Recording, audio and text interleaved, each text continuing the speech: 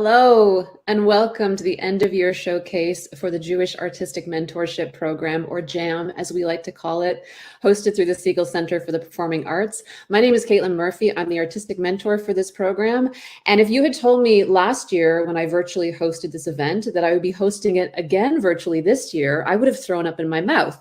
But here we are doing it again virtually, which kind of sucks, except for the fact that we're in such a different place now. Things feel really different and it feels really good. The Fringe Festival is happening. Theaters are starting to open their doors again, including the Siegel Center is starting to have some shows as well. The curtain is starting to go up again, and it feels so good. So despite being trapped in our screens again right now, things are changing, and it feels really, really good after this insert all your adjectives crazy year that we've had. So before we get to the actual showcase, which is going to include sharing some of the work that was created this past season by our mentees, Debora Friedmann, Hershell Blatt, Marissa Blair, and Brandon Adam, I first want to talk to Sivan Slapik for a little bit, who is the director of J.A.M and also the Jewish programs manager for the Siegel Center. Hi, Sivan. Caitlin, it's so nice to see you. Nice to see you at the Siegel Center. Just knowing you're there makes me so jealous. I'm sure just sitting there, you're like, it's not that amazing, but I'm like, it just seems so amazing to me. How are you doing? It's actually pretty amazing, and I really feel what you just said, that things are opening up, and it feels very good. But I do want to say this is our third year of J.A.M, and it was our first, and I am going to assume only completely virtual year, where we never we never met in person. It's actually a little bit starting now, but we met online all the way through the year, and it's not ideal. It's really exciting to get back, but I do want to say something about meeting virtually, that there were some nice benefits. One is that we sort of expanded our cohort to include Toronto, and we had one artist who joined us from Toronto, which wouldn't have been possible if we were just local and live. And the other is that we had some great guests. Because part of the mentorship program is to meet together as a group and to talk to people from the theater world and the Jewish world. So I just want to take this moment to thank some of the guests who joined us. Rabbi Lisa Grishko, who does live in Montreal, who is wonderful. Hannah Moskovich, who is a Canadian Jewish playwright, joined us from Halifax. And Adam Imawar, who is the artistic director of Theater J in Washington, D.C., was able to join us. So these were like some of the wonderful perks of being on screen this year. And the fact that these artists in this cohort really, took it as a year to incubate new work, which was wonderful to see. Absolutely. Silver lining. Yep, for sure. What else can you tell us about J.A.M, Sivan? Is there anything else that people should know about the program? Yes, I could actually talk for a very long time about J.A.M, but I'm not going to, because I really want to give it over to the artists. So what I will say is that it is our mentorship program that's been now running for 3 years. For anyone who is interested in learning more, please go to the J.A.M page on the Siegel Center site. And there, first of all, you can read the bios of this cohort, these wonderful artists, and keep them on your radar and follow them as they develop new work, and look back on the artists from our previous cohorts. And I really welcome and urge everyone to do that. But also read about J.A.M. And if you feel that J.A.M might be a good fit for you as an emerging artist, please stay tuned for our next submission period, which is going to be end of summer, early fall. And you can even be in touch with me directly at Slapik at Siegel Center. There's my email. Please feel free to write, and we'd love to hear from you. I guess the last thing I'll say, if we're just doing thank yous, is I want to thank the organizations that support us. That's Federation CJA, the JCF, and the Azrieli Foundation. They make our Jewish programs possible, so thank you. And Caitlin, thank you for being my partner in running J.A.M and being such an incredible artistic mentor. It's like a real pleasure to work with you. It's a super pleasure to work with you too. It's very, very mutual. I really enjoyed too, just speaking of which, kind of working virtually, that you and I did all of our meetings by phone call. And I think it's just something we both decided on, maybe as introverts, like we're both kind of introverted people. I think it was like, can we just be on the phone and just be voices to each other? And I just really came to look forward to our phone calls of just the kind of like this limited technology. I really enjoyed that. Yeah. It's been lovely, and it's been wonderful to be in conversation. Like, your part of this mentorship is to really meet one-on-one with everyone and move projects forward with the artists, which we're going to see in a few minutes. And, for my part, I get to meet with everyone together about once a month and just, sort of delve into conversations that for me are very rich and very fulfilling. And I've really enjoyed talking to these artists who are, thoughtful and talented and interesting. And yeah, it's been, one of the things that sort of like sustained me through this crazy year and winter. So I'm looking forward to it. Shall we bring on the art? Why don't we bring on the artists? And I will join at the end. We'll do a bit of a gathering at the very end. Thank you so much. See ya. Okay, so the art. As I said, we're going to be speaking with each of these 4 artists, a little bit about what they did for their process, what they were working on, but also getting a bit of a taste of that actual project. So either through watching video clips or through readings, we're going to get a sense of what they were actually working on this year, which is super exciting. So first up, I want to introduce you to Debbie Friedmann. Hi, hello. Debbie. Hi. Great. So happy to be here. Good to see you. Yeah. So tell us a little bit about what you were working on, because what's interesting is that you are primarily a director by background. So one thing I loved about our meetings is that we got to talk a lot about directing, which was great, because of course it was nice to have artistic conversation for me, absolutely, this past year. So I love those conversations. But you were also embarking on writing your first play. So tell us about like what motivated you to even do that, and then also what inspired the piece. Yeah, so as you said, I'm normally more of a director and choreographer. I run my own company, Actually Contact Theater, that I co-founded. But during this pandemic, it was kind of like virtual theater wasn't working for me, and I knew it wasn't really going to be the medium for me to work as a director, at least. Like I've enjoyed so much some of the work people have done, but I decided to try and switch gears a little bit. And I decided to actually work on a show that I had actually started developing a couple years ago. I took a writing workshop at the National Theatre School. They do like kind of these workshops, and I did a writing one because I was just curious. And it's a play that's really inspired by my own family. I like to write from what you know. So I decided to start from writing what I know. There are my mom and my dad, who are 2 of the main characters in the show, who you'll get to kind of meet their dramatized versions of later.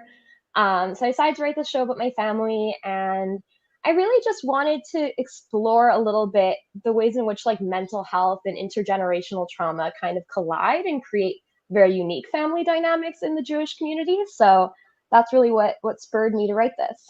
And I know that you're really interested in talking about too, like an atypical Jewish family, right? Like you're really interested in presenting a Jewish family that didn't fit the kind of usual norms of what we see. Can you expand on that a little bit too?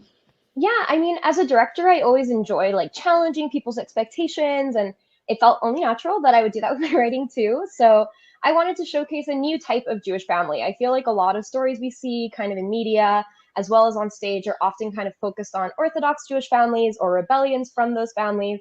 But like the reality of the Jewish experience is so much more diverse than that, as we know. So this is kind of depicting a broken family that stays bound by love and by care even after divorce. Which is more common than we think also, that there are families that have divorces and still have a really loving relationship between the parents. So I really wanted to do that. And then on top of that, I also kind of wanted to challenge the way queerness is seen in the Jewish community. It's often like when queerness is introduced, it's often like this big coming up story, or it's this kind of the source of the drama of the show. And I actually wanted to have a queer character in the show where there was a queer ex-daughter-in-law who is accepted and loved by her ex-mother-in-law and celebrated for her queerness. So that was really important to me as well. And you also wanted to challenge the kind of presentation format as well. So this is not set in a kind of like a typical theater. How does it work? Yeah, so that was kind of the newer thing that came to me during the pandemic, was as we were kind of exploring new ways that space could be used and kind of moving outside and doing all these things. The play was always written to be David, the central character, is looking for a new home after having had a mental breakdown. So during the pandemic and in this workshop, one of my focuses was actually rewriting the show to become what I call an apartment crawl show. So the way the show is actually written is you start with the audience and some of the actors in one place and half the other audience and some of the other actors in another place, and they actually move between 3 different spaces and like interact in some spaces and then like separate again and then interact in new spaces. So that's been really challenging, but also a lot of fun. And And it also kind of gets to those underlying themes I wanted to explore as far as migration and the ways in which migration kind of affects mental health and affects our kind of like culture. Yeah. And post-COVID, we're all gonna be so excited to go into people's houses. I remember one day I went to IKEA and I just like went into the different like demo rooms just to feel like what it was like to be at somebody else's house. Like I lay on the bed, it was just like, oh, it's like being in a house, which we never do anymore. So it'd be so fun post-COVID to be able to like go around all these different apartments. It's an awesome technique. It's fantastic. Why don't you set us up for what we're gonna watch? What's the so we're gonna get to see 2 scenes from the show. And they are happening in 2 different spaces. So it's a little confusing at first, but so they're happening in 2 separate spaces, and essentially Ashley, who is the daughter in the show, and David, the father, are in one place, and they're checking out this new apartment, and they actually are going to voice call Anna and Rachel, who are the grandmother and mother of the show, and they're actually having like a video call within. It's kind of confusing to watch it, admittedly, virtually, but in the show, what would happen is you kind of have like projections and different things happening, so you can see into 2 different spaces at once, and we have like the audience separated between those 2 spaces. And then we have a second scene that I decided to include because I feel like it really touches on some of those themes I was saying are really important to me. That's just between Anna and Rachel, and they're just kind of talking about home and the notion of home and what home means for them. Awesome. Is there anything else we need to know in terms of how it was filmed or what you did before we run it? I mean, I was really blessed to have some incredible performers involved. So thank you so much to those performers. I was really, really grateful for them. I was just really grateful to have those performers take part in this. And we did our best, obviously, in virtual mediums. It's especially hard to do a show that's supposed to be like quite immersive and interactive. But I was really happy with the results. So yeah. Awesome. Let's watch it. Let's watch it. How to be a Jewish daughter. Characters. David, a middle-aged Jewish man recovering from a recent psychotic episode and seeking a new home. Anna, a middle-aged queer Jewish woman, David's ex-wife. She has taken David in to sleep on her couch while he searches for a place. Ashley, David and Anna's daughter, in her early 20s, in theater school to be a stage manager. She has returned home from theater school for the weekend to help David move. Rachel, an elderly Jewish woman, David's mother, who currently lives in Mexico after many moves throughout her life. She has flown to Montreal to help David. We meet the characters in scene 3. David and Ashley are visiting apartment 1. Anna and Rachel are in Anna's home. The audience should be divided between the 2 spaces from the beginning of the show. A crisp spring day in the plateau of Montreal in 2018. David walks into the first apartment. It is empty, smaller than expected, and rather poorly lit. Ashley, who has been looking around, is uncertain. Hi, Dad. How are you doing? Hi. I'm okay. Didn't sleep much. Still adjusting to the meds.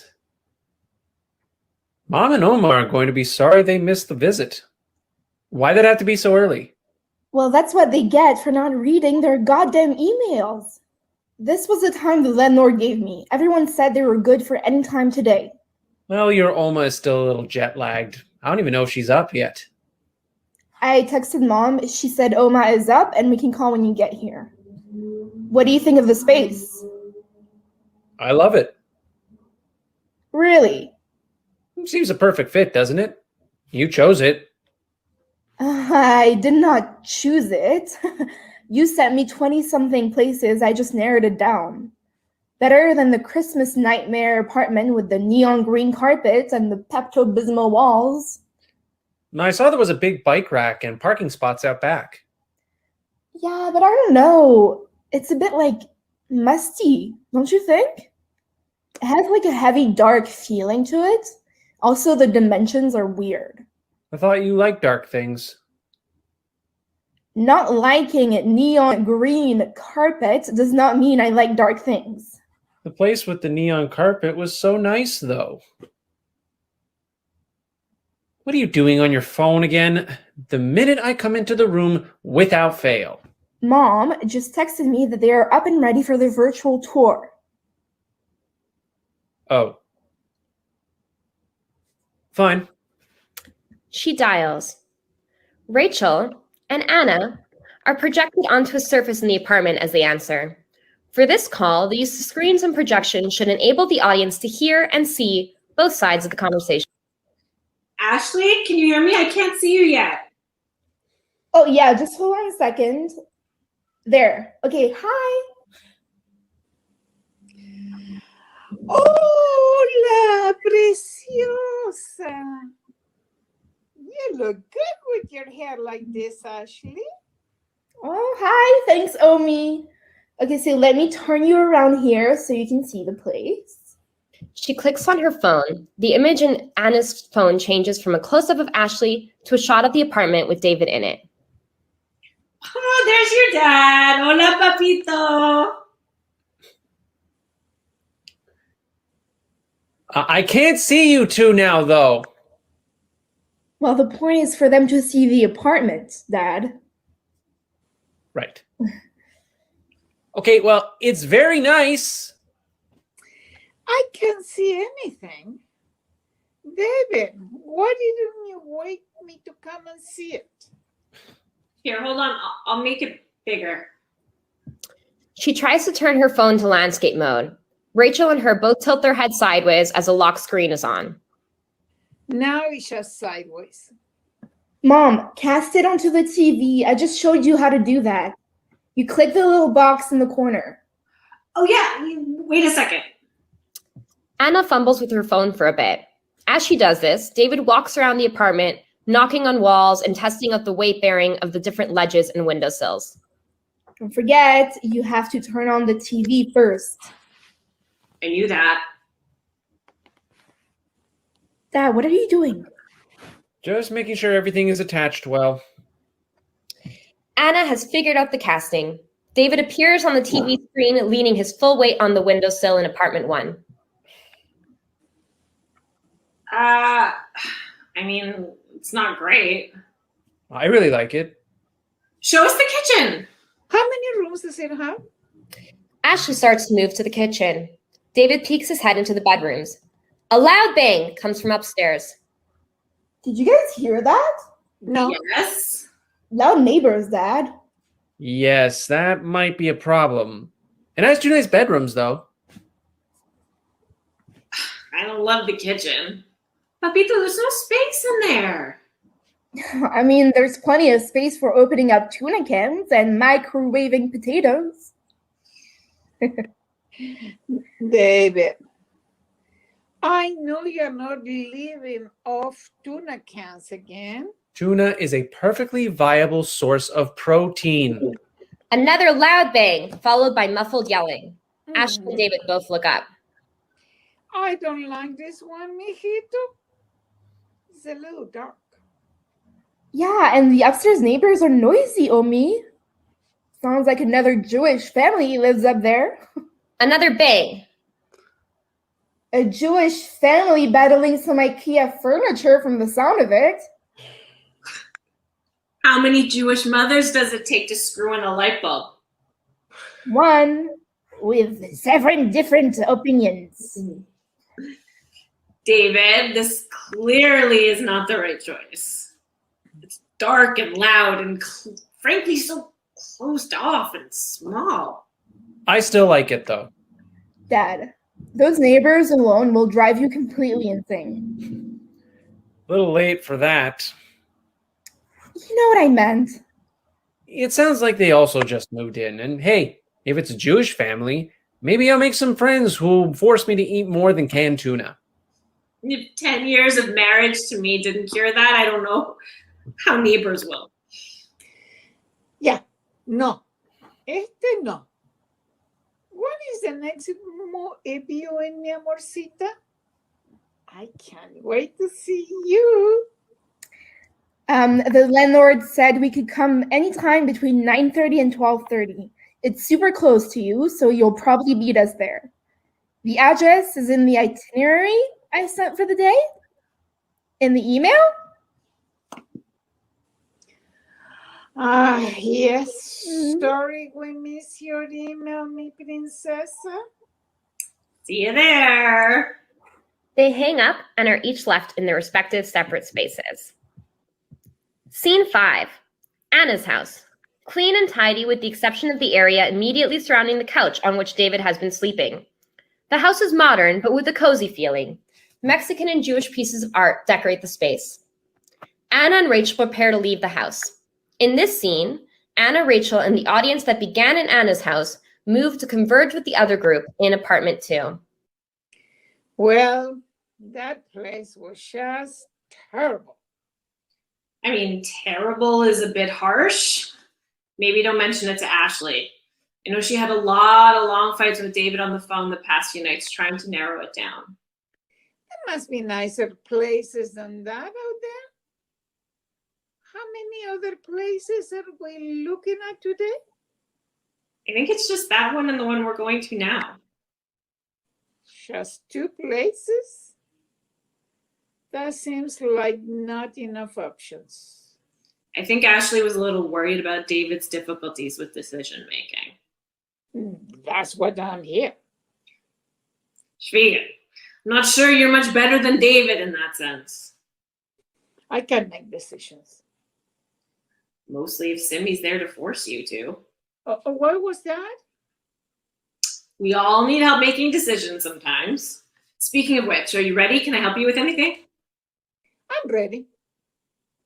They leave Anna's house and begin walking to apartment 2. I do hope David is happy in this new home. His last place was so depressing. Happiness isn't a place, Anita. I moved around my whole life to learn that. David could probably be happier if he was closer to the rest of the family in Mexico. Happiness and basic safety are 2 very different categories, mamita. Also, your first few moves weren't exactly a choice. Being a refugee and moving aren't the same thing. Mexico isn't so unsafe. Well, Mexico is in Poland in the 30s, but it's not exactly safe either. There are armed guards at my niece's school, mamita. You wouldn't even take Ashley outside as a toddler because you were worried she'd get kidnapped. Don't you miss it a little bit, though?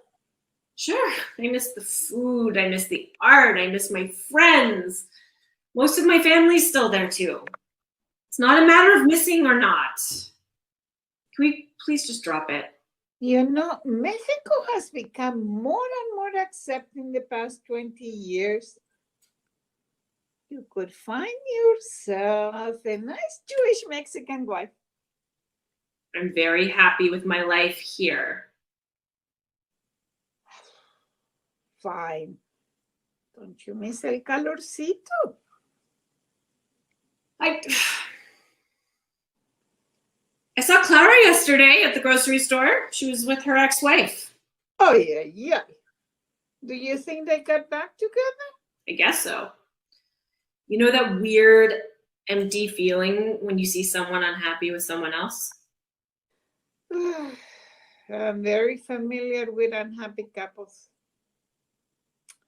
You were clearly too good for her if she has settled back into old habits.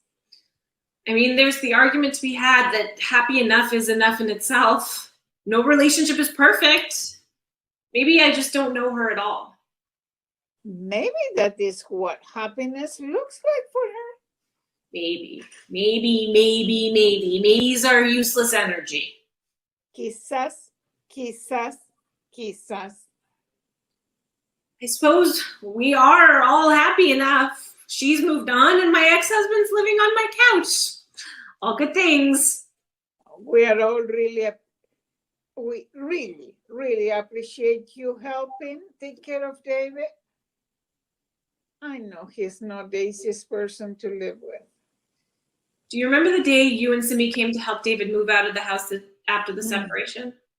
That was a difficult move.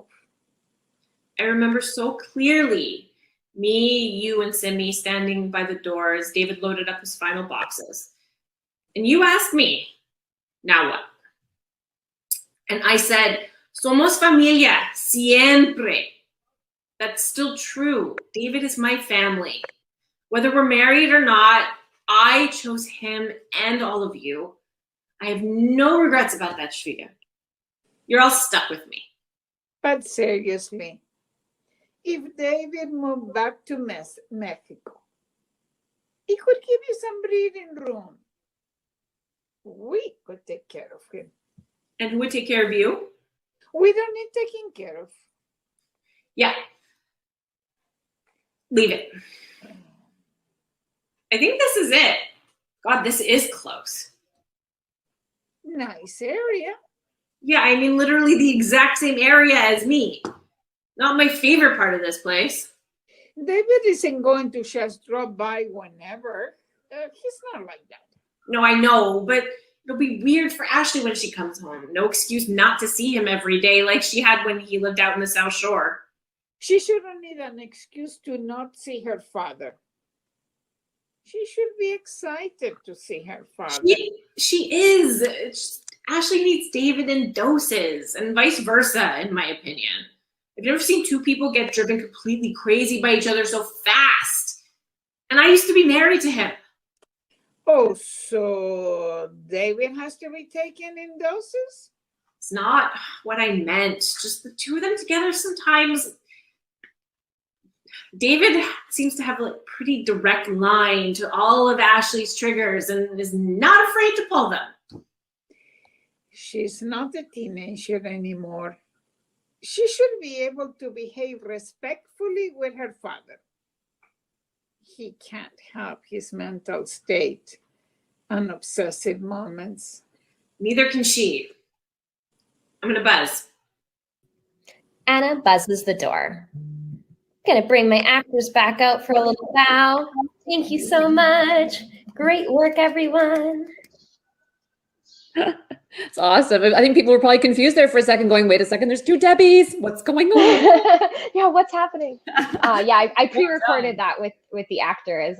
So that was Brian Livero, Naomi Gutman, Liliana Trotler, and Jordana Kujaski, who were amazing to work with. I was super grateful to have them. Oh, the power of place is such a strong theme in Jewish identity, isn't it? Mm-hmm, yes, for sure. Yeah, absolutely. So what's the next step for this? And you plan on directing it yourself, or like what's happening next? Yeah, I definitely plan on directing it myself. I'm in the process of doing like a pretty big rewrite right now. I'm like kind of starting from not from scratch, but I'm kind of starting over and doing a lot of rewriting. But I'm hoping, depending on, of course, COVID protocols and safety over the summer, I'm hoping to do a little bit of workshopping, trying it out like in a house, trying it out with like in a friend's apartment, and like possibly even moving between the two and seeing how that works. I'm really curious to see how it plays. So yeah, it just depends on COVID, but that's my hope, is maybe over the summer I can start to play with the space a little bit and get into that. And yeah. Awesome. Well, congratulations, Debbie. Thank you so much. Great to see you, and best of luck with what's next. Thank you. I super appreciate all your help throughout this, Caitlin. Like, our conversations have been just so helpful for me as a director, but also as a writer. It's just been so appreciated. I've loved this mentorship. It's been great for me as well. It's been really nice to have these talks and just be reminded of how awesome all this stuff is. So thank you too. Yeah. All right. Bye, Debbie. Bye. Next, we're going to be bringing on Hershell Blatt, who's actually in Toronto, all the way in Toronto. You wouldn't know it, but there he is. Hi, Hershell. How are you? Good. How are you? I'm good. So why don't you tell us about what you were working on these past several months, and hopefully including the part about how you started on something different that you ended up working on. Yeah, totally. So I started working on a offshoot of a play that was already kind of in process from a few years ago that I've been slowly working on, called A Hava Later, which is about a Jewish family in the 1960s in Toronto. And that's something that I'm developing through Winnipeg Jewish Theatre, and I've been working on since my final year of school. And I had this kind of offshoot idea of exploring queer couples over time from the 1960s until the future. And that was kind of the bulk of, I'd say, the first half of this program was me working with Caitlin and kind of giving her new scenes every few weeks and kind of working through that idea. But at a certain point, I had gotten kind of stuck with it and still want to explore that, but kind of put a pause on that. And Caitlin and I had this very frank conversation about one of my hobbies, which was interviewing older queer Jewish men on Zoom, which I was doing as research initially for my other play, trying to get more of an experience and understanding for people who grew up in that time.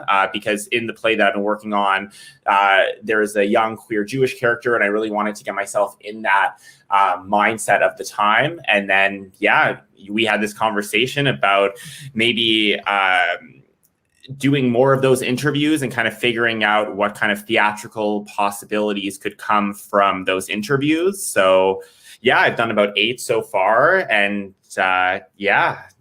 And what struck you the most, like across those 8 interviews? What would you say is kind of like something that's really maybe surprised you or just impressed you, or like what's kind of really struck you from those interviews?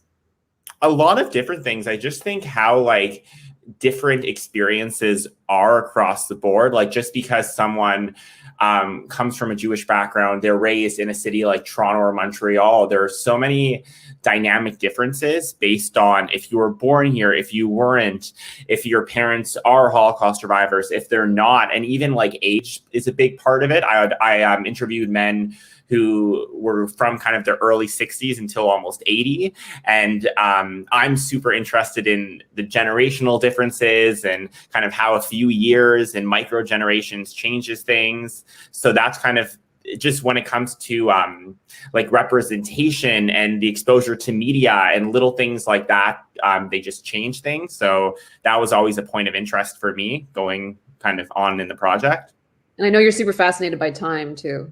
I am. I love time. So yeah, just kind of being able to go back and explore a lot of these men's experiences, you know, in the 60s and 70s, and kind of hear their thoughts on today and kind of have this kind of generational talk was it was super interesting and really enlightening for me as as an artist, as a Jewish artist, as a queer artist, as a young person. Just really cool to have these conversations and learn. And one thing I found so fascinating about it is I think that's one bridge that we don't cross very often, is the intergenerational one. Do you know what I mean? Like it feels like we are trying as a culture, as a society, to kind of, you know, cross bridges of differences more and more. But I feel like intergeneration is one that we don't necessarily kind of look at as often or kind of promote as much. And so I think for me, it was really fascinating to watch, you know, you as a much younger man talking to these older men and really kind of building a bridge there, because I don't think that one is built all that often. Do you think that's true? I think it's totally true. Yeah, I think there's a lot of, you know, people stick with their own communities a lot of the time, and especially,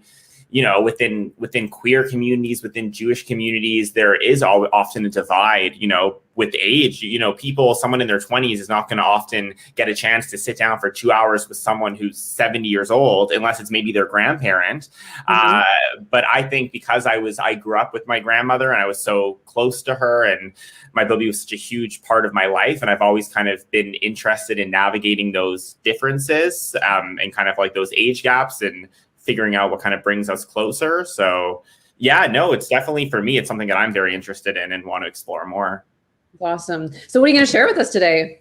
Yeah, I am going to be sharing so I've done about eight interviews in total, but today in the piece that I'm sharing, I have about 4 compiled, and it's a verbatim piece in progress. I'm going to be playing myself and the different men in the interviews. I'll try to make it as clear as possible when it's my voice and when it is the men speaking. And it's verbatim text from some of these interviews, kind of in progress of, what I've been working on so far. Awesome. Take it away. Cool.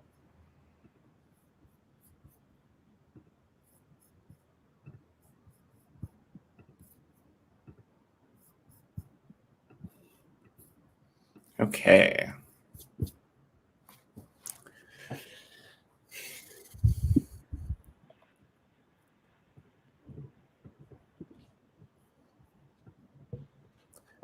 I've always been interested in how generations connect. I grew up with my bubby, who was nearly 70 years older than me, and I really got in touch with history of the Jewish diaspora and the things from the past. As I was coming of age, I was better understanding my queerness and wanted to learn more about it. I needed to. I was born 50 years after the Holocaust and 8 years before same-sex marriage was legalized in Canada. I'm exploring the reality of where I'm placed in this world. I've always been interested in points of connection, what references and things we might have in common, even though we've come to them at different times. I vividly remember watching The OC and Marissa Cooper's lifeless body being carried off on the highway to the song Fix You by Coldplay. Even though I was only in elementary school and most parents wouldn't have let their kids watch, it's always something I bring up when I meet someone older than me, in their 30s, 40s. I want to see if they know it, have that connection. I want to see if they can connect to something that made an impact on me, even if we were at different times in our lives when it happened. Maybe it's my kink. Maybe it's a weird party trick that I can't get out of my head. You ever wonder what would happen if you were placed in the world at a different time? I want to find connection to these queer Jewish men who lived through realities in the 50s, 60s, and 70s that I couldn't imagine myself being in, but I almost could. I want to know their stories. I want to know the stories that almost could have been mine.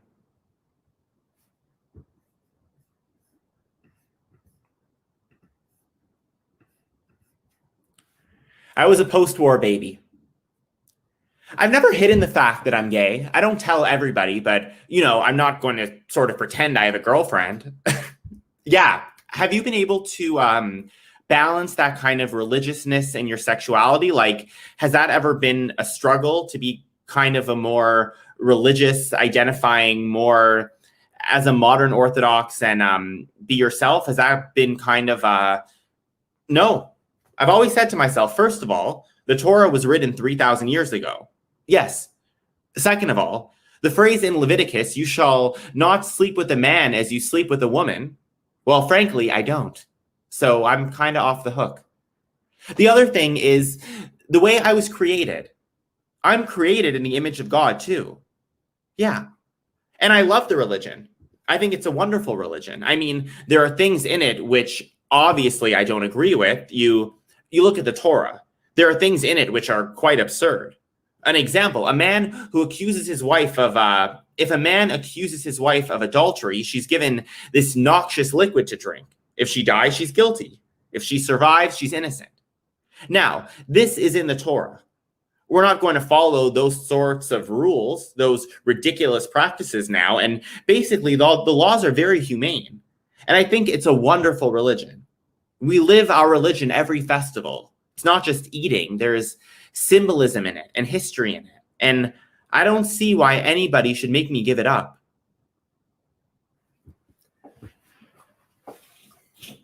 I realized I was more excited about boys than I was girls.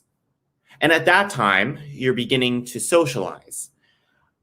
When I came out, I was, 11, 12 years old, and I spoke to my sister. I was an unhappy child at that point, and I was very confused as to what was happening. So I spoke to her, and she spoke to my parents to tell them what I told her. So one of the things my father did was he spoke to the rabbi, and I got sent to the rabbi's office one day, and we're sitting there, this lovely rabbi, a fairly modern fellow. I don't remember him having a long beard or a phone rings. Sorry, I'm just going to silence my phone. It's my mom. Always. Okay, so we sat in the office, and the rabbi, this is one of the things that's very clear, and maybe you can use this in your play because it's kind of funny. The rabbi sat there and said, and it's not verbatim, said, in Jewish culture and religion, there's no such thing as homosexuality. It doesn't exist. And because it doesn't exist, therefore you can't have a problem. And therefore you should go on with the rest of your life because you don't have a problem because it doesn't exist. And that was his way of dealing with my homosexuality. So he virtually told me I didn't exist. My parents started sending me to the psychiatrist at Allen Memorial. God bless that place. It should burn down. You're familiar with the Allen Memorial? I'm not. It's a hospital in Montreal. I was institutionalized. My parents were told they weren't allowed to visit me for a minimum of 3 months. And they were told that this was to help me cure myself of whatever they were trying to cure me of. But the reality is that they were going to use me for experimentation and didn't want my parents to know about it. So part of the treatments were medicinal. We were given a lot of drugs. We were given shock treatments. We were given sleep therapy where they would put you to sleep for 2 or 3 days at a time, and under your pillow would be a microphone. You probably don't know what a microphone is because it's old technology. A microphone? Of course, I'm joking with you. And a tape recorder. And what they would do is play over and over again while you're sleeping that you're worthless, you have no value, you're nothing. And they would break you down. What they were doing is psychologically breaking you down. And I went through this for 3, 4, 5 months. I don't know how long I was in there. And I asked my sister the other day, how long was I in there? And she said, I don't remember. But she knows I was in there from at least May till September or October of that year I was there. And did you go to school? Not while I was there, but I did join school afterwards.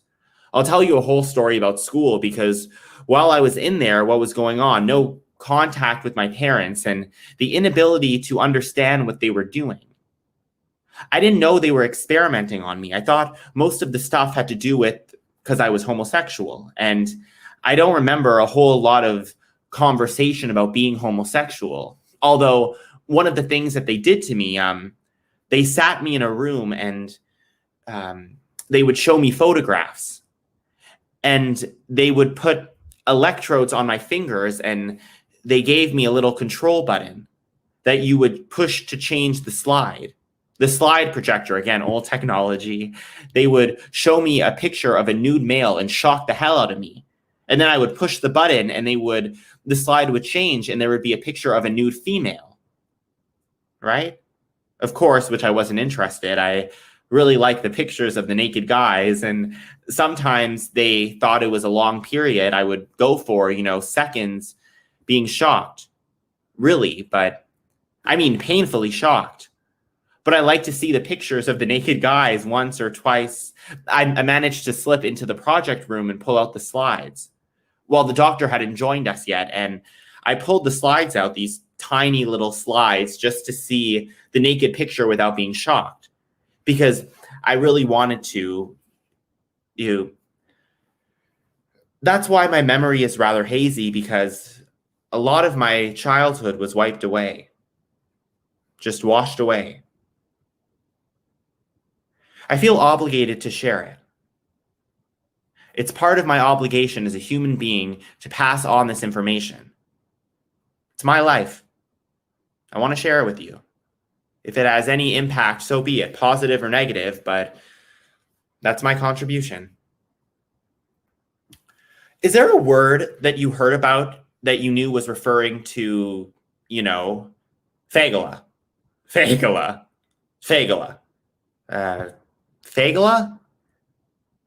It was clear to me that this was not a good thing. I did grow up with Fagala jokes. Fagala is a little bird, but it's also a pejorative term for a gay guy. There were jokes about that. It was clearly something you didn't want to be.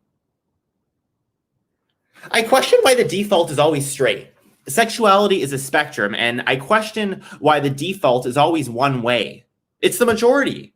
They always think we're Christian until we tell them we're Jewish. True. Very true. I want to tell you that you've used the word queer a few times, and to me, queer is derogatory. It's demeaning. It's critical. Everything that I remember about my childhood, about being queer, and it's a very common word now. It's a very common word now. The impact is very disconcerting when you say you identify as queer. There's a neon sign on your head that says, I'm different, I'm unusual, you should hate me. No, because and I know your interpretation is different. Yeah, it's more encompassing, it's more inclusive. Queer encompasses so many different communities. You have to understand who you're talking to. I understand your interpretation of the word queer, but it's not my interpretation. We're talking a different language. I completely accept the fact that your interpretation is probably a much better, more inclusive interpretation. But when it was used against me, it was used as a hammer, not a feather. I'm conscious of that. I want to be conscious of that. It's going through modification as we speak. And therefore, you have to understand it's a generational thing, and it will evolve to some. Maybe when you're 70, the word queer might mean something totally different. So you just have to be able to adjust.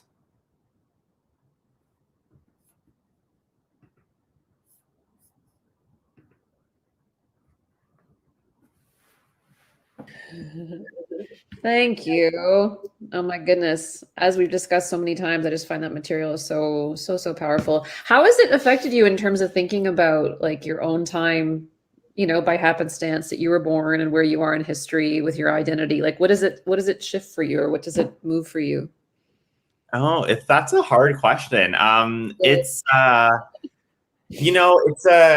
think the biggest thing I've taken away is that, I think a lot of us are in this generation where we feel like so many progressive movements are at our fingertips, and there's so much gratitude for being where we are, especially in North America, in a place where I live, like Toronto, where, there's a lot of freedom. But I think we realize that as we've gone forward, there's so many things that we're still fighting against to this day. And a lot of these things don't necessarily go away. And I think the weirdest things was sometimes someone would talk about an experience that happened to them in, let's say, 1967. And I would be like, oh, like this is an experience that I can remember 7 years ago or something. And I think that we just realize that like history is cyclical and it kind of comes in waves. And just because someone grew up in a time where that we can't necessarily picture ourselves being in, there's a lot of the time there's more closeness in the experiences than we care to mention or might think of kind of off the top. Mm-hmm. I mean, it's such a difficult leap, though, too, the one that he proposes at the end. I love that line about like, who knows how it will be when you're 70, right? 'Cause it's so hard. Like, I guess brain studies have even shown that when we imagine ourselves as like older people, it's the same way we imagine strangers. Like, we don't actually have a capacity to see ourselves at a much more advanced age. Maybe it's a survival instinct, I don't know. But it's such a kind of, interesting offer when he's like, how will you feel about this when you're 70, right? Because it's such a strange leap of the imagination as well. So what's next? Like, what are you doing next with this? Yeah, so I want to keep developing it. I want to do more interviews that expand ages, maybe get some older people, some more like some younger people, and kind of expand that scope of it. I'd love to kind of, because I only have interviewed people out of Montreal and Toronto so far, and I'd love to expand into different provinces, into different places, and hopefully get some more funding to keep developing the project and kind of have it grow more. There's a lot of transcribing that I need to do, because as we've talked, I have like, over 10 hours of interviews. So just kind of working through those and kind of splicing what I want to work through more and explore more. So really in that research element, but figuring out how I want to develop it further. Well, you're spoiled for riches. It's such great material.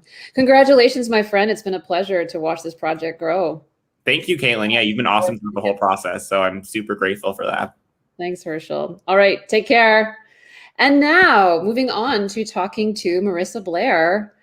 Hello, Marissa. Hi, Caitlin. How are you? I'm good, thank you. I know that you're super busy because speaking of the Fringe, you've got a Fringe show going on right now that I get to go see tomorrow, and I'm so excited. Yay, that's great. I haven't seen the show yet, so yours is going to be my re-entry post-COVID into theaters. So I am so stoked to go see it. So you're a busy woman. Yeah, I'm really busy. Yeah, I'm a performance artist. I'm a theater maker. I run a studio for performers called Espace Freestanding Room. I'm also a parent, and And we've spoken throughout our time together about how like you don't really identify as like a traditional theater artist, right? So how would you characterize the work that you make? Like what would you say in terms of kind of articulating how you would frame it as a genre?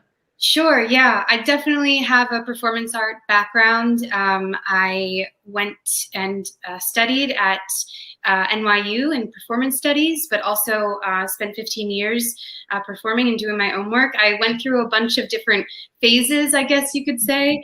But what I've kind of landed on now is that maybe different from the rest of the cohort, I don't really work in script form. I don't write scripts. What I do is I workshop images, I workshop ideas and scenes, and that's how I sketch. I sketch with my body. I sketch in workshop mode in a physical space. Okay. And so what led you to the piece that you've been creating through J.A.M? Yeah, so with J.A.M, it was a way to really try to explore my Jewish identity, which is difficult for me. I get stuck, and I wondered why I got stuck. And so this was a place where I was able to try to find a way to get unstuck. And when I think about getting stuck with this, I think, well, what's gunking up the works? What's there? And then I started to understand, okay, I need to get in and do the dirty work and understand what this is. And that led me to the plumber, this character who has to take apart pipes and clear them out and has to understand what really is the dirty, nasty stuff that we don't want to get into, and what's being hidden and what's being silenced. And so this was a great way to sort of like explore my identity and in this way, yeah. And can you unpack your process a little bit for us in terms of like, once you land on such a kind of central conceit like that of like, oh, the plumber, like this works well as a kind of metaphor or a conceit for like what I'm exploring here. What do you then do with that? Like, where do you go next? Sure. Well, I didn't really know how to start inside of me because I felt, again, stuck. So I went and I interviewed my father. I use a lot of documentary drama techniques in a lot of my work to do recordings and transcribe them and use that. But I also use sound bites. And so that's something that I wanted to do with this one for sure. With the plumber. So I interviewed my dad, and that was really great. And he was super, accepted and just supportive of the whole process. So that was really nice. But yeah, it really brought me to explore these conscious and unconscious transmissions of generational trauma, which is what I kind of landed on. Like, there's a lot of trauma working all the way back the pipeline, basically. It's not just my father who suffered abuse, but also stopped the cycle of abuse. Then it was his father, who was in the Korean War and was a POW, survived death marches, and all the way back to the Holocaust, where, I had to go all the way back, basically, to understand what trauma and what abuse has been coming down the line, gunking up the works, what the things are that have been silenced, and how to deal with that. So what are we going to be watching today? Set us up for the clip. Sure. So yeah, there's two scenes. I would say this would be like a first scene and a last scene that you're going to see.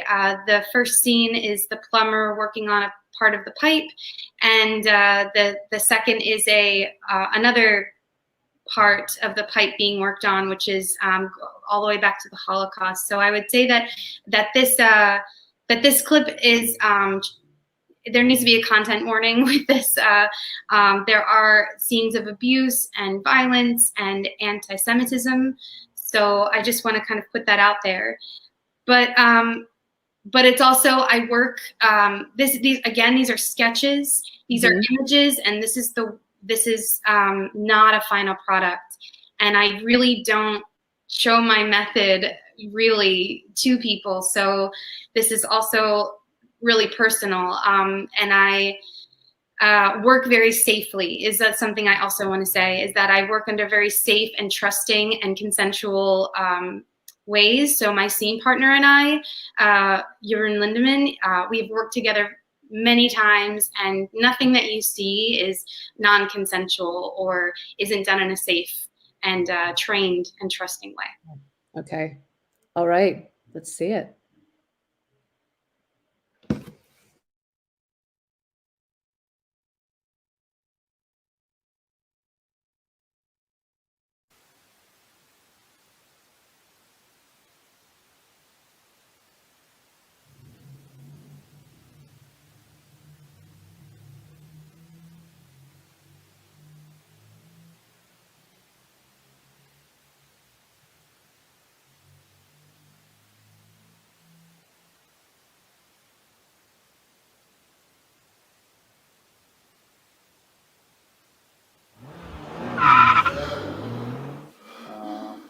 Corporal punishment, but that was accepted back in those days. I mean, nowadays, you know, you can't yell at somebody, you can't touch them or anything, but back in the early 60s and mid 60s, you know, that was just how, I guess, parents raised their kids.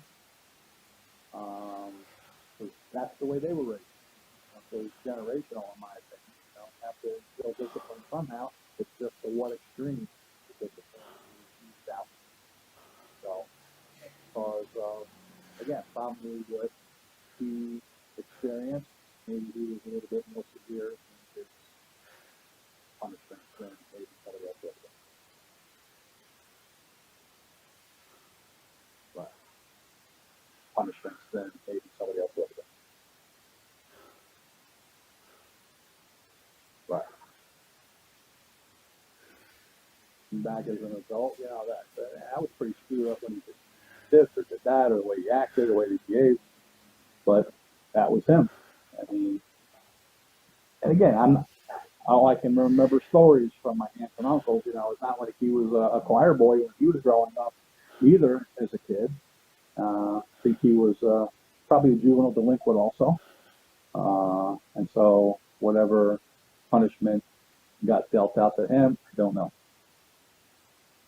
So it just, I guess it went generational. If he was, however he was raised, punishment wise, is what he then brought down on me.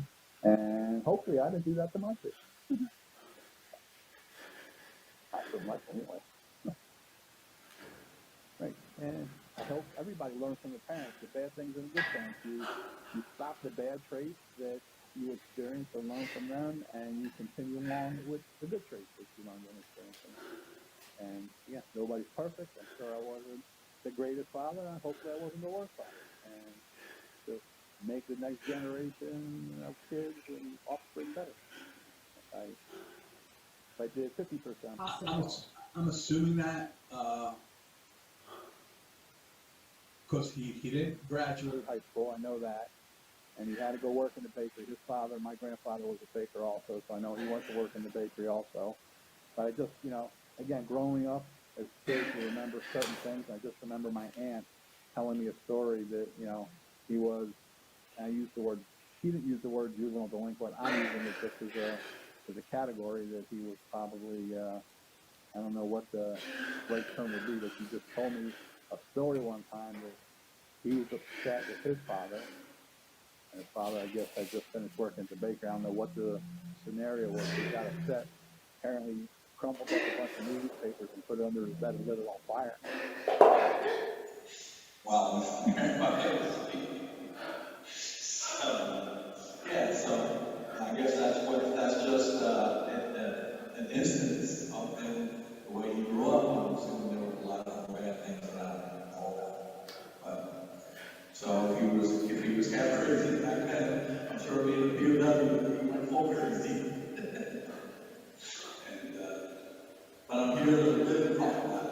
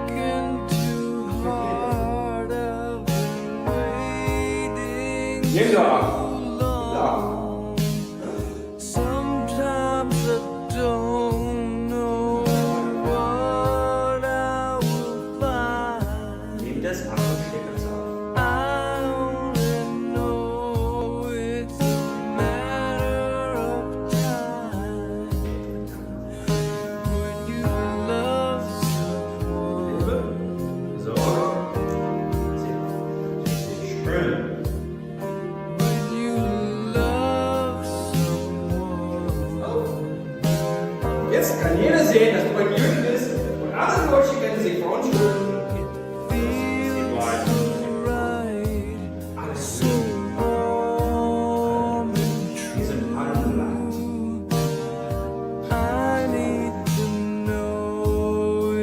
Wir haben ja die schlechten Dinge gehabt, ne? Ja, Grundstück, Geld,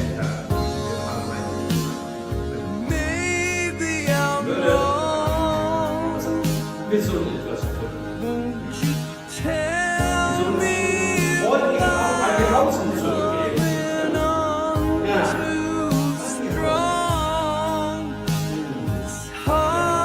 Und jetzt zu allen zusammenleben. All die Hürden im Haus.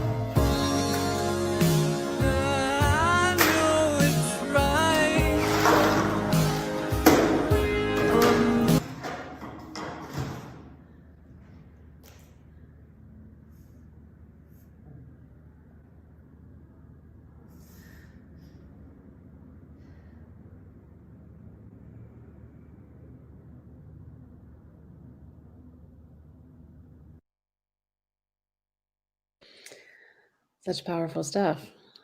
How was that for you to watch?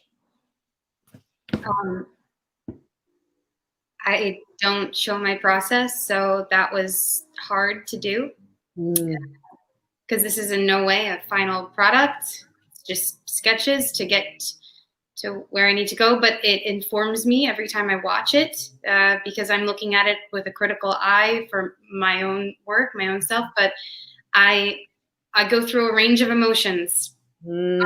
I think that's such a useful word you use. I think the word sketches is such a useful word, right? Because everyone can understand what that means, right? So I think like I admire the kind of bravery, as you say, of sharing things. You're like, I'm not done yet, but here's where I'm at. And the image of a sketch is such a great way of understanding that. And I think that's super clear and resonant. Yeah, just where I need to go. emotionally, where what images, what the body does in space, what comes to me in the moment, and it really informs me a lot. I wanted to say that I don't do this isn't meant to be a virtual. Right. It's meant to be in person. And so what I wanted to do with this virtual presentation is omit the action of the abuse, and what we're left with is what's left over, the emotions and everything, which is kind of what I'm left with. I'm left with all of the emotions, but nobody's telling me exactly what happened back then. Nobody's telling me precisely what it was, the abuse, but everybody is reacting from it, and we're all suffering the aftermath. So that's kind of wanted to do in the editing of what I showed today. Because your intention is not to move towards making a film project, right? It's towards making a performance project. Okay. Yes. So this was also, that was the other difficult part of this, was what do I show? What do I not show? But yeah. So what's next, do you think? Where are you going after this? Yeah, I know where to go now with this project. I have it. It's becoming more and more clear. I definitely have a lot more workshopping and sketches to make. But that's how I do things. That's how I build a show, because I don't have a necessary script. I just build it with all of the sketches and images. So I have my work ahead of me, and hopefully I can present it in the next year. That would be great, to be able to present this in front of a live audience. Do you want to tell us also about your fringe show so people know that? Sure, that's really nice. Yeah, it's called The Celebrity Obsession, and we have 2 more shows. And it's it's a little delve into the psychology of celebrity worship syndrome, but it's also a very personal account of a person going through life changes with having this. I don't know. I use lots of music and projections and live tattooing. Well, I can't wait to come see it tomorrow and actually meet you in person for the first time as well. I'm excited. Such a crazy world. Thank you so much, Marissa. Congratulations. Thank you, Caitlin. Bye. And finally, the last of our 4, this cohort, is Brandon Adam. Hi, Brandon. Hi, Caitlin. How are you? I'm good. How are you? I'm very well, thank you. You're last up. So tell us a little bit about what this journey with J.A.M was like for you, and kind of like Hershell involved a little bit of a pivot too, which might be interesting for people to hear about in terms of the creative process. Absolutely. So I had a very clear idea of what I wanted to write about when I applied to the program. And it all started with this YouTube clip that my brother told me about, in which a political pundit talks about how Jews are essentially imperfect without Christianity, and how Christianity is what completes and perfects Judaism. And I was really struck by that idea. And it seemed to me that that would be a dramatic and difficult question for a set of Jewish characters in a play to deal with. And so I was inspired to write a play about this very interesting and unique relationship between Judaism and Christianity, where one sort of picks up where the other left off. And because I was juggling several different writing projects at the beginning of this program, I made a very unusual decision, which was that I was going to write my J.A.M play unusually quickly. And as a result of that, I realized that the story I had constructed in the first draft didn't directly address the thing that I wanted to write about at the beginning. And so I had written a play that was interesting and I think had worthwhile things to say about Judaism and Christianity, but addressed the topic in a much more indirect way. And so midway through our program, I had to go back to the drawing board and construct a new story that would hopefully address the thing that I was initially so excited about writing about head on. I know it's so hilarious to me where it's like, oh no, I accidentally wrote a full-length play, but it wasn't the one I meant to write. So let me get back to that other one. It's just such a testament to your like prolificness and like powerhouse commitment as a playwright that you could make that kind of realization and switch after writing what was a really good full-length play, but going, it's not the one I meant to write. So what did you then move on to as the one that felt like it fit your intentions more? Yeah, well, thank you for saying that. And to everyone at home, definitely not advisable. If you can avoid having to do that, I really recommend it. So the play that I ended up writing is called Half Saved. And it's a dark comedy about what happens when a group of graduate students in the McGill Jewish Studies program who've come to the countryside to work on their dissertations discover that one of their classmates wants to use his dissertation to argue that Judaism is incomplete and imperfect without Christianity, forcing them to confront whether their religion is in fact complete or only half the story. So that's the play that I ended up writing. I love it. I love it. And so can you set us up for the scene that you and I are actually going to read together? Absolutely. So this is an excerpt from the play's second half, and it involves the protagonist, Leah, and her Jewish studies professor, Dana, who's also a rabbi. So at this point in the play, Leah's classmate has revealed the topic of his dissertation, i.e. that Judaism is incomplete. And Leah has set out to prove that that is wrong. And so she's tried all these different strategies and arguments to achieve that, but none of them have worked. And so in an act of desperation, she calls her professor, Dana, and invites her to come to join them in the cottage so that Dana can help prove that Leah is right. And this scene is what happens after Dana discovers why Leah has invited her here. And I'll be playing Leah, and Caitlin will be playing Dana. And do you have any notes for me before we begin? I don't take direction very well, but you could try to give me a note or two if you felt like it. No, I fully trust you, Caitlin. Okay. So anything else you want to say before we dive in? Because I got the first line. No, I think that's it. Let's give it a try. Let's go. You dragged me all the way out here because of that? Okay, firstly, you agreed to come. You said something urgent came up. You said there was an emergency. There is an emergency, a spiritual one. Which is? His views on Judaism. Keywords. Remember keywords? They're things that graduate students are supposedly trained to recognize. His views, Leah. They're not your views. They're certainly not my views, but he's entitled to hold them.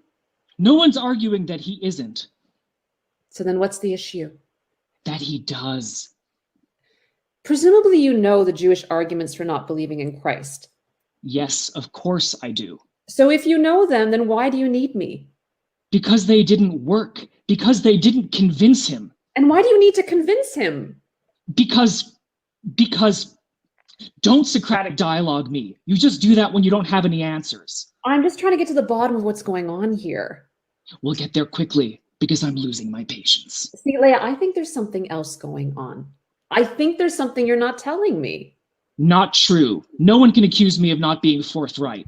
Just of lots of other things. Well, I just accused you of it. I am accusing you of it. I believe in Judaism. What a twist. I believe that it's right. And that it's good.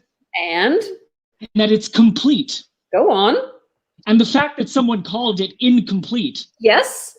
The fact that someone thinks it's incomplete. It bothers you. It bothers you because? Because I've thought the same thing. There we go. That's what I was looking for. Yeah, well, congratulations. You want to talk about it? No. Do you want me to make you talk about it? Maybe. Fine. I will fail you if you don't talk about it. You're joking. I haven't slept in 2 days. I couldn't tell a joke if I wanted to. And believe me, I've never wanted to. I've always been so proud to be a Jew. People say you can't be proud of your religion because it was assigned to you, but I choose to stay Jewish. And you can be proud of something you choose. I love all of it, the songs, the stories. It's why I majored in religious studies and why I wanted to get a master's degree in Jewish studies. But I have had moments. Moments. I don't know how else to put it. Of doubt? It's like I'm in synagogue and I'll hear church bells ringing in the giant church across the street. Or I'll be volunteering at a Jewish school and I'll see an even bigger Christian school across the street, or an even bigger Christian charity, or an even bigger Christian organization. And each time it's like I hear this sound, this low rumble far away, so I sing even louder, and I volunteer even harder, and I try to drown it out, but everywhere I go, the sound just follows, ringing out, getting louder and louder and louder. And saying what? That I'm incomplete. Because think about it. Numbers don't lie, and the numbers here couldn't be any clearer. There are 1 billion of them and 14 million of us. We don't even account for 1% of the global population. We hardly even show up when they do pie charts. And do you know how depressing that is? Because I love pie charts. And I think they can't all be wrong, can they? What are the odds that 1 billion people are wrong and 14 million are right? And you hear about lots of Jews becoming Christians, but almost never the reverse. And I try to tell myself they're lost. Christianity has nothing to offer. But then I look at its sacred texts and I listen to its songs. And I know I would have to be really deluded to believe that, because I understand what they're feeling, because I feel it too. There is love there in Christianity. There is so much love. And I don't feel that in Judaism. I don't want to convert, but I don't feel that in Judaism. The Jewish God, he judges, he punishes, but the Christian God, he expresses his love for the world by sending his son to earth to die. For God so loved the world that he gave his one and only son, that everyone who believes in him shall not perish, but have eternal life. John 3:16. What the hell am I supposed to do with that? Who says no to love? And I feel these things and I think, what if they're right? And we're the ones who are wrong. And what if acknowledging that would make us complete?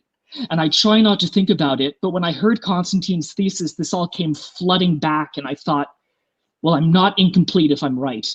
I'm not incomplete if I can convince him. Do you feel better now? No. Well, I feel better having heard it, because now I can tailor my advice. Now I can deal with the problem. By proving him wrong. By pointing out that Judaism and Christianity don't need to be mutually exclusive. Excuse me? Look, I'll admit that it's awkward. The Christians took the idea of yes and to a new extreme, but it's been 2,000 years. There's no going back now. We have to deal with it. And how do you propose we do that? By acknowledging the beauty in it, which you can do while still believing that Judaism is right for you. No. A belief system can't be right for me and wrong for others. Either it is right or it isn't. Have you ever wondered why we don't proselytize? It's because there's an idea, a fundamentally Jewish idea, that one can be virtuous outside our religion. Righteous people of all nations have a share in the world to come. Yes, I'm aware of the concept. But you don't agree with it. Because that isn't what I signed up for. That isn't faith. That's people's desire not to tell others that they're wrong, masquerading as faith. Faith isn't a fixed term, Leah. It can have many meanings. Oh, here we go. Spectrums again. It's like I'm at a rally. And what it means to me is this. God created humans. And in doing so, he created the Jewish people. And so we have a special covenant with him. Lucky us. But we have a problem. There are all these other people. And some of them believe very differently than we do. And so we're forced to answer the question, what the hell do we do about that? Well, one answer is to shun them and call them all stupid. We can drive by that church in the town and sneer at it. I wasn't sneering. We can hear their church bells and close our ears and sing louder. And another is to be insecure and wonder if they're right. Sound familiar? No comment. But there's a third answer, and that is this. You will never be able to convince everyone that Judaism is right. You may not even be able to convince yourself, but you don't need to be fully convinced, and Judaism doesn't have to be complete. It has to be complete enough. Complete enough that you feel confident in it. Complete enough that it can get you through the day. And as for everybody else, life is difficult enough already. And if Christianity is complete enough for them, so be it. You're telling me to turn the other cheek? Neat concept, eh? Scene and scene. Thank you. That was super fun. Lovely to get a chance. Thank you, Caitlin. Super fun. So what's going on next? What's happening? I mean, you have this show is complete. You have a full draft. What's happening next? Yes, so I have a full draft, and What's next is spending some time away from it, which I like to do to get some perspective on it, and then writing a new draft next year, probably in the late spring or early summer. And You don't think you'll realize you wrote the wrong play again, will you? no, thankfully Oh not. no, I did it again. I wrote the wrong play again. I guess I'll have to write a whole new play because I can do that. I'm a superstar. Thank you. At that point, it becomes the Britney Spears song, and it's just, oops, I did it again. And I'll just be stuck in a cycle. So you have a schedule mapped out for yourself, though, right? I mean, you're quite an organized writer, and you keep kind of a strong sense of what's happening next. So you said this is now slated for late spring next year? Yes, absolutely. Okay. And between now and then, I already have a list that I'm going to keep adding to of things that I'd like to look at and change and revise. And I'm really looking forward to coming back to it with fresh eyes. Well, congratulations, Brandon. It's been a pleasure to work with you because it's such a joy to watch how much commitment and drive and discipline you have. I've been in awe this entire time, and it's borne out completely by watching somebody write the wrong play and then write a new one. So thank you for the experience. Thank you so much, Caitlin. It's been a real pleasure. So I'd like to bring everybody back on just to say hello. So our four mentees, and Sivan, Debbie, Marissa, Hershell, and Brandon, thank you all. And, this has been a crazy time, but we've done it. We've done it with some grace and some love and some fun. So thank you so much for the experience of being able to work with all of you. I've loved it. Mazel tov, everyone. Congrats. Thank you. All the best for the next steps of all these exciting projects. I can't wait to see what happens next. Yeah. Bye, everyone. Thank you, Donna and Caitlin. Thank you.